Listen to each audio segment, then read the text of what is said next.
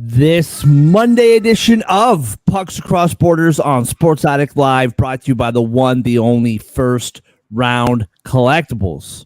Right now with our promo code Sports Addict, get 10% off every card in the First Round Collectibles store. They have an ongoing sale up to 50% off dozens and dozens and dozens of cards. And with our promo code Sports Addict, not only you get 10% off of regular priced items, but sales items as well.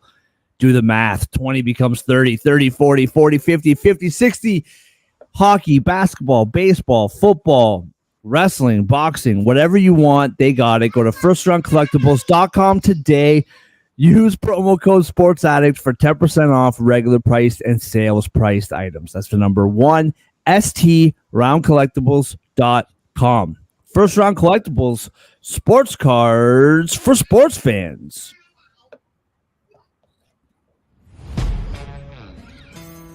Yeah. Let's go. We just gotta go hard. I go the hardest. I bring the pain. Not what you used to. It's all part of the game. Yeah, I just gotta go hard. I just gotta go hard. Go hard. Go hard. Yeah. Oh yeah, the beast back. Adrenaline pumping through my veins. Can't relax. Original. I am not the same as these cats. I sting them if they... And welcome to Pucks Across Borders on Sports Addict Live on a Monday morning, a holiday Monday here north of the border. But sports doesn't care about holidays. We're always moving. We're always going, moving forward. And we got a game 7. Every other series in round 2 wraps up in 6 games. But tonight, Canada has delivered a game 7. The Oilers are in Vancouver. That takes place tonight at 9:10 p.m., boys. Even a game 7 can't get Vancouver to start this game a little earlier. We're going to talk about what transpired over the weekend, a couple news and notes to get to, plus a full breakdown of this game tonight. But before we do, as always, at the top of your screen, right next to me, you read his work about the NFL on Gridiron Heroics. John, how we feeling on a Monday, man? Mark, man, I was feeling good until you told me the time of the puck drop. Oh, I know. I know. You guys have a holiday up there, so it's like you guys got a day off. The NHL's still worried about people packing in the arena up there. Man, maybe they're just greedy about the ratings. I don't know. But it would be nice to have an 8 o'clock puck drop with a Canadian holiday and it being the only game on tonight. There's not even an NBA game to compete with either, so we're just sitting around waiting all day. I know. It's annoying. And it's like, you know, I don't know. I just, the East Coast rules the world, and it's about time that everybody realizes that. But hey, listen, beggars can't be choosers. All right, at the bottom of the screen, you read his work on Give Me Sport. You read his gambling picks on Winners and Winers. Andre, how you feeling on a Monday, bro? I know it was a tough day for you yesterday, but you got your Rangers in a couple days. Don't get greedy. No. I'm actually doing pretty well considering the circumstances. The East Coast does run the world, though, and I wish Gary Bettman would wake up and realize that there should be like a 9 o'clock at latest puck drop. It really should be like an 8:30, but we'll worry about that later. Isn't that what the NBA Finals has become? Like a 9 p.m. start, like every game for the NBA. Isn't that what happens now? I feel like it's usually 8:30. Okay. Yeah. It's annoying, but hey, but you know what? On the flip side of it, as I've said on the show many times, I'm self-centered and I really only worry about myself. And as a parent, 9 o'clock, now that I think about it, 9 o'clock's not too bad.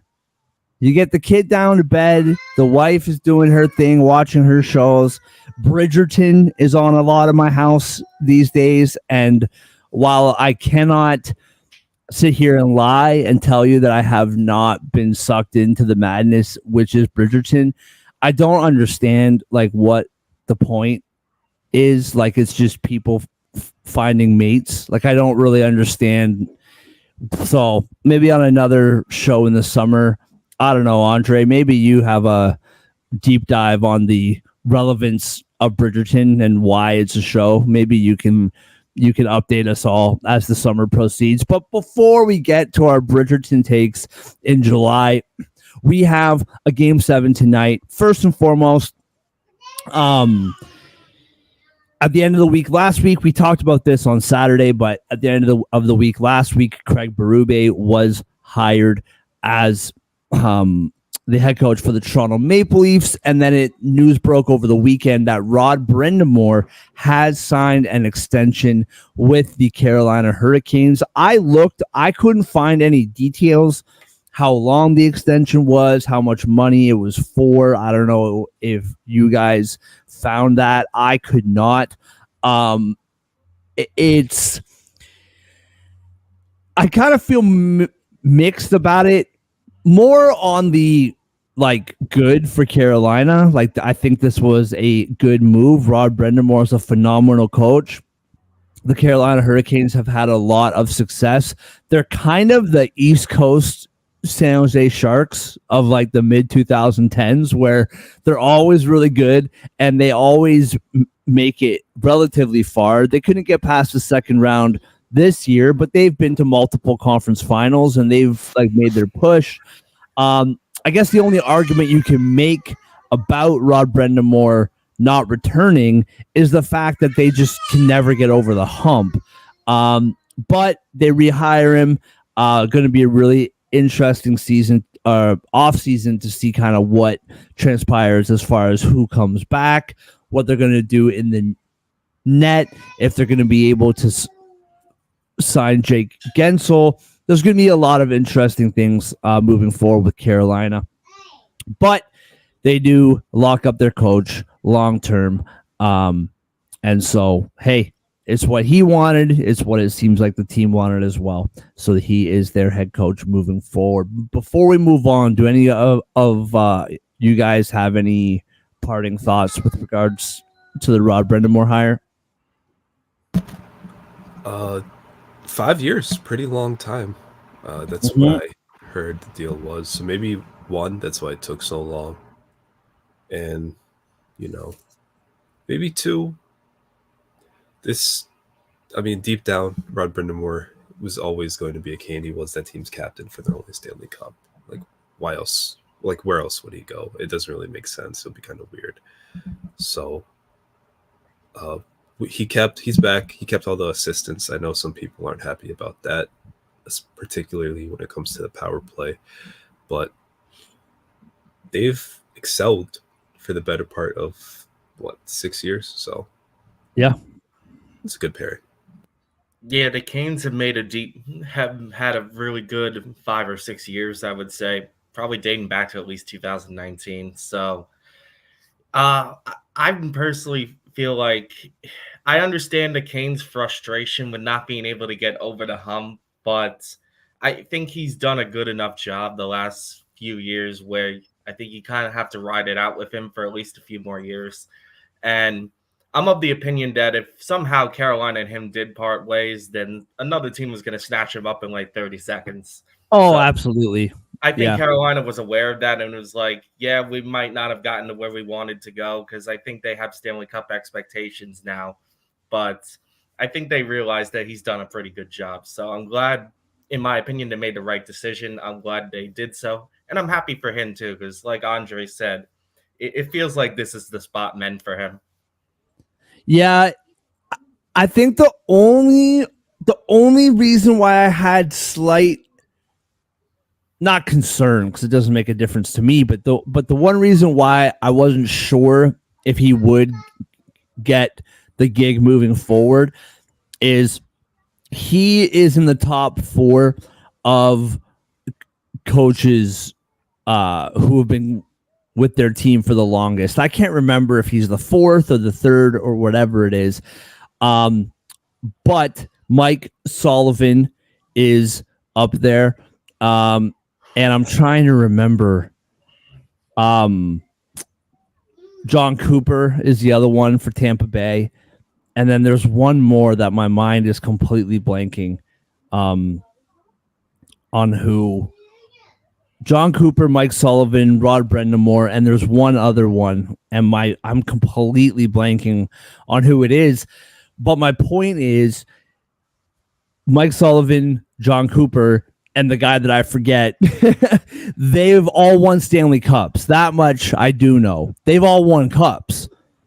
And Rod Brendamore hasn't. So I was just wondering, with the way that the NHL coaching carousel goes, like Martin St. Louis is the 5th longest tenured coach in the National Hockey League, and he was hired like 2 years ago. So I did question on if he would return, just because the only people who have been coaching at the same place for more than 5 years are coaches who've won cups. Bednar, I believe, for the Colorado Avalanche. That's the other guy, I think. Or Bednar, or whatever. I think that's the guy that I forgot, which would make sense because he won a Stanley Cup a few years ago. So that was the only reason why I was thinking that he might not return. But I think Carolina did the right thing, and they brought him back. All right, moving on. Game 7 tonight. We have not done a show since Game 6 on Saturday. I don't really know how much really needs to be said about this game. I mean, at the end of the first period, shots were 4-4, and it was just seemed like a stalemate for a large portion of this game. The Canucks just couldn't generate any chances. Like, Skinner's more likely than not starting tonight, and I don't really. My first thought on that is that it might be fool's gold a little bit, because like Saturday, like I don't think they even had 10 shots till partway through the third period. The Canucks, right? So it's like. There was one save that I remember Skinner made. The puck was going to the right hand corner, and Skinner just popped that blocker side out. That was like the one save that I can remember being worthwhile. But other than that, man, the Canucks really did nothing. Brock Besser is out, I believe, with blood clots, which is not only concerning for tonight, but if they win tonight, they find a way to win, that might sideline him for the foreseeable future. We know Freddie Anderson had blood clots earlier this year. He missed 50 games. So it's kind of hard to know what that means for him in the postseason. Obviously, him getting healthy is the most important thing. But do you guys, Andre, we'll start with you. Do you have, before we get to Game 7, do you have any thoughts on Game 6, which seemed, especially second period and beyond, relative no-show from the Canucks? But what are your thoughts, Andre? I mean, if Vancouver's not going to do their job, why should I? We can move on from Game 6. What a great point. What a great point. John? Can I just say that's a hell of a way to start a Monday and a Yeah. week for that matter. That's good for a Monday or a Friday, like both. Yeah. You could use that for both. So thanks for making me laugh, Andre.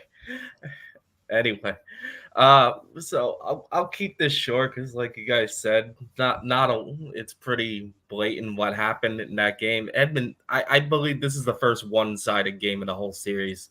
This is the first game in the entire series where I felt like one team just absolutely dominated the other, and like you said, no showed on the losing end. Something of note I picked up, because I noticed watching the game live, it seemed like it was the first game that really was a no contest in the series, but I didn't realize the first 5 games were all decided by 1 goal. I had to look back on that because I knew all 5 were close, but I didn't realize each one was 1 goal.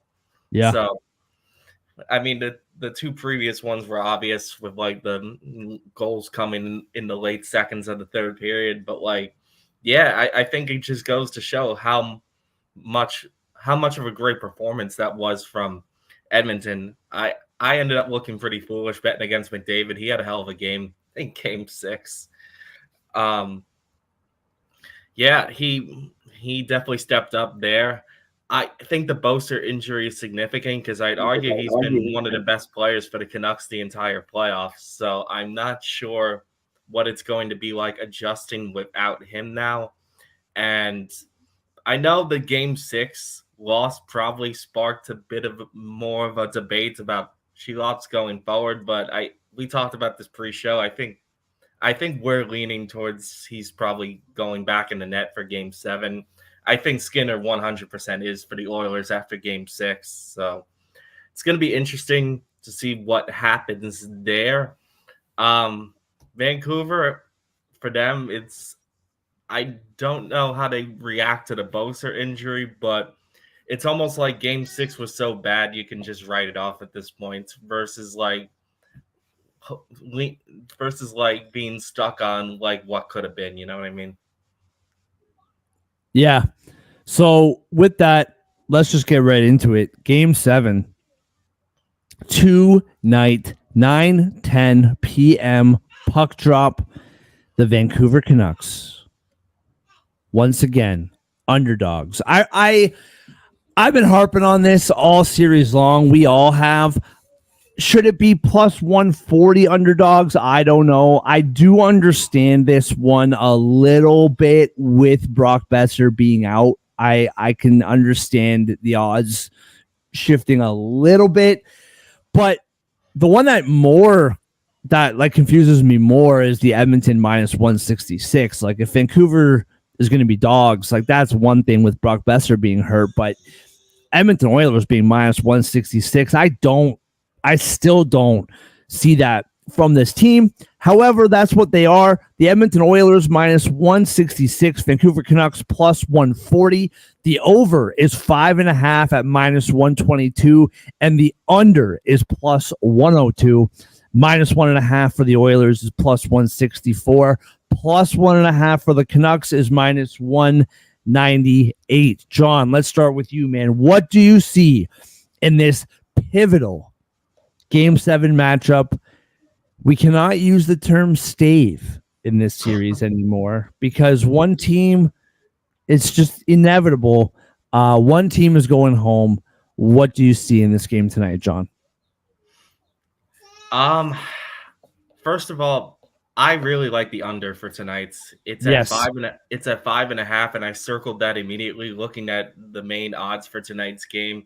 Because most of the games in this series have had an over-under of 6.5. I think maybe Game 6 was 6, the total, but it seems to be going lower. But this is the first game in a series that the total was under 6 to start with. So I think that's extremely notable. And in a Game 7, I know I talked a lot of crap about Skinner in this series, but I don't think I'm betting on the under because of him. I think I'm betting on it because of the circumstances.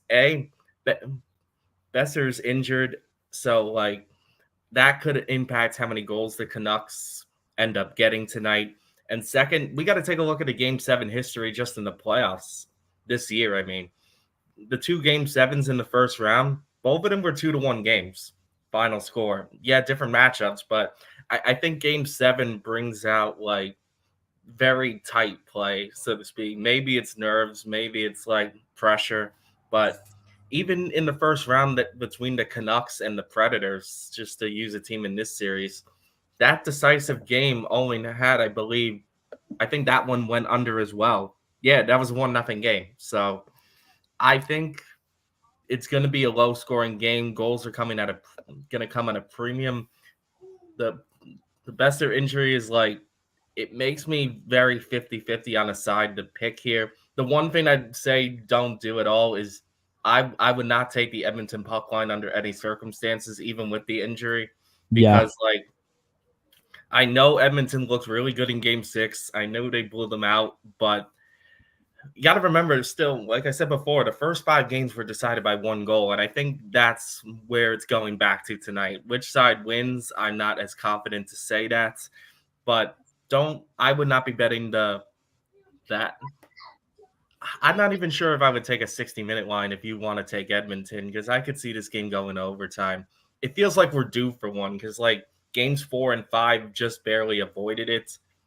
I think we had like one overtime game in this whole series so far, if I remember correctly. So it feels like game 7 might be due for an overtime. I I might say take Vancouver plus money, but I'm really not that confident in it with this injury up with Besser's injury now. So I think if I had to pick a side, that's what I would pick. Vancouver overtime win, but I'm not confident in it at all. I really like the underdog. What about you, Andre? What do you see here? I'm with John. Where, well, I assume most people like this if they had Vancouver regarded highly beforehand. Where it's that injury takes a lot of wind out of the sails, and it's kind of hard to. Besides home ice, it's kind of hard to go. Oh yeah, Vancouver. They could take this one. Like feel confident about it. Just yes, they have a defensive blueprint that they've used in this series that's worked for the most part, but they just lost a really good player who was having a pretty good postseason. The power play went 0 for 4 in Game 6 against Skinner. Only got 2 shots on goal, I believe. So that's a bit concerning as well. I liked Vancouver going in. I think I might still take them more because I'm stubborn than anything.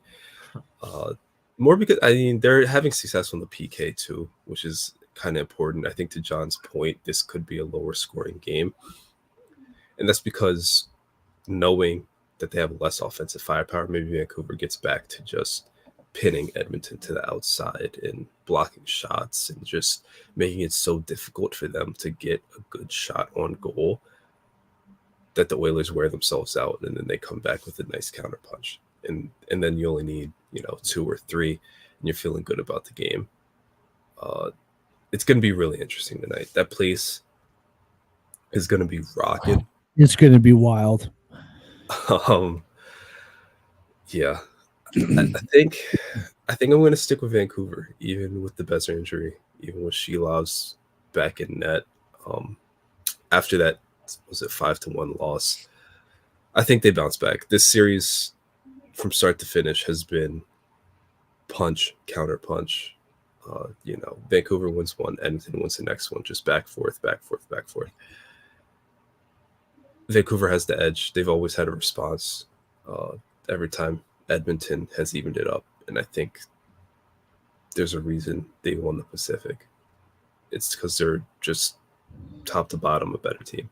Maybe not the very tippy top, but everywhere else, they're a better team. So I'm going to take the Canucks plus 140 at home here. If you want to follow trends, John, you're talking about the 2 Game 6s on Friday and how they both were way under, both 2-1. To continue with the trend topic, every team that has punched their ticket to the Final Four, they are all division winners. They are all number ones, right? So we'll see if that kind of carries through today.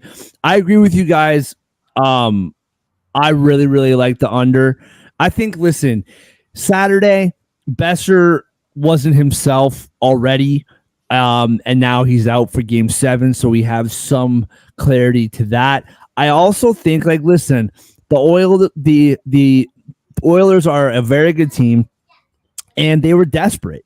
That was it. That was their season. They were at home, and they really came alive.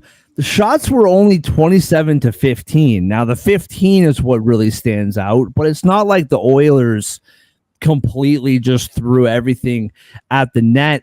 One thing that I thought Vancouver did well the other night that they have to do again tonight, and really they have for the majority of the series, is they've shut down this top like elite power play, right? Like the Oilers power play over the last 2 seasons is historic in how dominant it has been. 0 for 3 on the power play in the last game, and through the course of these series, the Canucks have done very well in neutralizing that power play. The other thing that I noticed, and I'm just going to pull this up so I get it right. The one thing that I noticed for the Oilers that I thought was a really interesting move, we've talked about this over the course of this series, the depth issue that's been exposed for the Oilers. As this series has gone on, we have realized, okay, you got Connor McDavid, you got Draisaitl, you got Hyman, and no one else is really doing much of anything. On Saturday night, the top minute getter for forwards was Ryan Nugent-Hopkins with 21 minutes. You had Connor McDavid, who was basically 21 minutes, 20 minutes and 59 seconds. You had Hyman, who was just below 21 minutes. You had Draisaitl at 17 and a half minutes. So you guys remember throughout the series, we've been seeing Connor McDavid, Draisaitl, 25, 26 plus minutes. And so I thought they did a wonderful job on Saturday of rolling all 4 lines and making sure that their top guys aren't totally gassed by the time the third period comes along. That's going to be really interesting to watch heading into the game tonight. With regards to the game itself tonight, listen, Shilov's to me, and I've already said this, but the idea of him being a third stringer, whatever, all that talk is over for me. I think this guy has proved that even if it's just for the Stanley Cup playoffs, is he a true number one moving forward? Can he be a number one goalie for 82 games? I don't know all of that, but what I do know is for this playoff run, this guy's been very, very good, and he's the guy. And until Thatcher Demko is healthy, he's going to continue to be the guy. And I have no concerns about it. I really like him back there. What I thought Vancouver really dropped the ball was you have Skinner back in net game 6. Skinner was pulled because he was awful. Like, he wasn't pulled because he was hurt or the other guy was better. He was pulled because he was letting everything through. And the fact that you only had 15 shots on goal, like I expect Vancouver tonight to throw everything at the net. Like, this guy was not good through 3 games or 4 games or whatever it was. Like, just throw everything at this dude. And I expect them to do that tonight. Now, Brock Besser being out, obviously a big deal and a big concern. However, if Brock Besser hasn't been their best player offensively through the first 2 rounds, it's been JT Miller. This guy's been a beast. And so, yeah, Brock Besser is out, but the opportunity for Vancouver is huge here. JT Miller, go have a night. We saw him call himself out on the last minute goal in game 4. Well, the next game he goes out and scores the last minute goal himself. EP40, he's been trending in the right direction, but he has had a very underwhelming postseason. Go out there, get a couple goals, get the win. Quinn Hughes has been good, but he hasn't scored yet. Let's see what he's got going on tonight. So, yes, Brock Besser being out is disappointing, but all in all, this Vancouver Canucks team is much deeper than the Oilers are. I think they have the better goaltender as of right now. They're at home, like you said, Andre. That place is going to be going nuts. I like the Canucks to win tonight. I think they can find a way to win tonight. They just have to minimize the power play chances for the Oilers. They need to tighten up defensively, but more importantly, just get shots on the net. Like when you're playing Skinner, you like no offense, but in the last couple of weeks, like with Skinner, just put pucks on the net. You don't need high danger chances. You don't need, crazy opportunities. Just put something on the net. So I think Vancouver can pull out this game tonight. I like them to win tonight. Plus 140. I'll take it. I do agree with you, John. The better play here, rather than a side, I do think is the under. I do think it's going to be a very low scoring game. Under 5.5 when the Oilers are involved is scary. No question about it.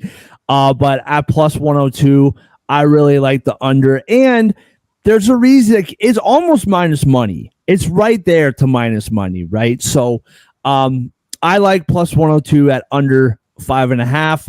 I like the Canucks to win. And on the prop side, I'm not touching anything to do with the Oilers. I think anything could happen based on how this series could go. Connor McDavid could have 7 shots or he could have 1. Like, who knows what the Oilers prop market is going, how that is going to play out. But I will say on the Canucks side, EP 40 over 2.5 shots. That's it. 3 shots. That's it. Over 2.5 for EP 40 is plus 130. And if he has to go have a night, but even 3 shots, that's not having a night. Just put 3 shots on the goal. I like that for EP 40 over 2.5 at plus 130. JT Miller over 2.5 shots is minus 110. I really like that as well. And then Quinn Hughes over 2.5 shots is plus 105. Now, the concerning part of that is last game, they had 15 shots on goal as a team. So all 3 of those props, you're counting on 3 guys to have 9 shots when they can barely get 10 shots as a whole team. But if this team wins, yes, Garland, Lindholm, all these guys have to contribute, but it's going to go through JT Miller and Quinn Hughes, and you would hope it would go through EP40 as well. So I really, really like those 3 hitting that shot prop. If you want to get super crazy, Elias Lindholm, his over 2.5 shots is plus 140, and he's been one of the more offensive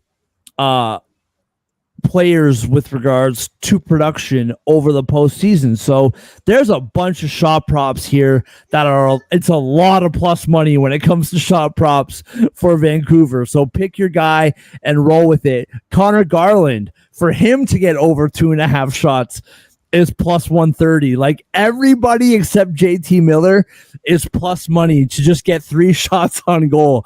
So I really like the shot prop market for the Vancouver Canucks tonight because I think that, like I said, you got Skinner back there.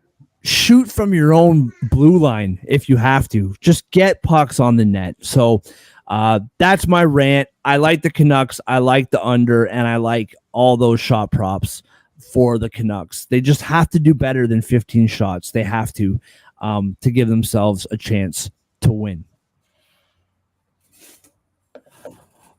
All right, moving on to our best bets brought to you by First Round Collectibles. Right now with our promo code Sports Addict, get 10% off every sports card in the entire First Round Collectibles store. That includes cards that are on sale. They have an ongoing sale up to 50% off tons and tons of cards.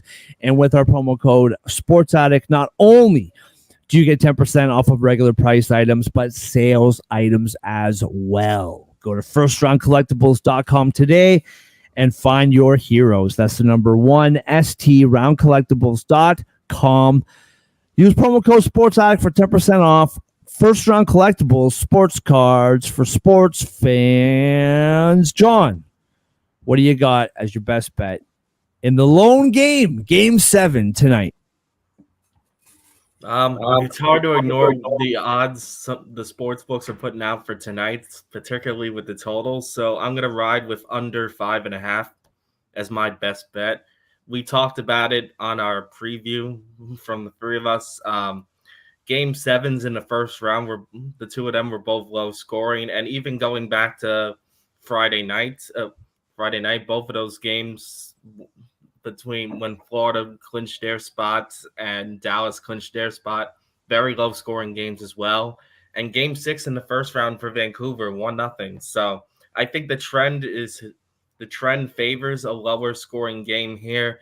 And I have a hard time believing Vancouver's going to look like that for 2 straight games as well. So give me the under 5.5 as my best bet. I just want to let you guys know, if you're logging on to StatMuse and you accidentally type State Muse, it'll still go to StatMuse. So they figured out how stupid we all are, and they I guess they bought both domains to go. So if you mess up and you type State Muse, don't worry about it. It'll take you to where you want to go. Andre, what do you got for your best bet tonight? That's incredible. Thank you for that. The first and only team of the second round to clinch a series at home will be the Vancouver Canucks. I am taking that plus 140. That's it. Short and sweet. I absolutely love it. Let's go. I really like this team, man. I really like this team, and I know that Brock Besser is out, but these odds do not match what we've seen over the course of the playoffs. All right. Give me a second here. All right. So on Saturday, Game 6, 3 shots on goal. Thursday, 4 shots on goal. 7 shots in the last 2 games. If you want to go back to the series against the Predators, he had 4 shots, 3 shots, 6 shots, 3 shots. In that series, I love, without Brock Besser, I love me some JT Miller. Over 2.5 shots is minus 110. I like I've already said, I really do like Pedersen to get over 2.5. I like Quinn Hughes to get over 2.5. Quinn Hughes has gotten 2 shots, 4 shots, 2 shots, 2 shots. He's hovering at that 2 shot a lot. So I'm a little bit more skeptical on the Quinn Hughes prop, but I love JT Miller getting over 2.5 shots exactly, or especially rather with Brock Besser out. So give me JT Miller over 2.5 shots at minus 110. Yes, sir. So under 5.5 total goals. John, that was you. Plus 102. I had Canucks plus 140 to take home not just the win, the series on their home ice. And Mark, you had JT Miller over 2.5 shots on goal at minus 110. 3-leg parlay, 3-leg same game parlay is plus 700. I like those odds. I'm here for it.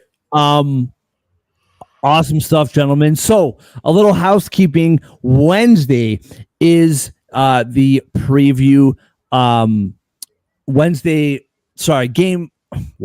Here we go. Game 1 of the Eastern Conference Finals starts on Wednesday. The Florida Panthers and the New York Rangers. We assume that game 1 of the Western Conference Finals will be on Thursday. So on both of those days, we will do a preview for that series, plus our game 1 previews on Wednesday and Thursday for the respective series. Stay tuned to figure out what we're doing tomorrow.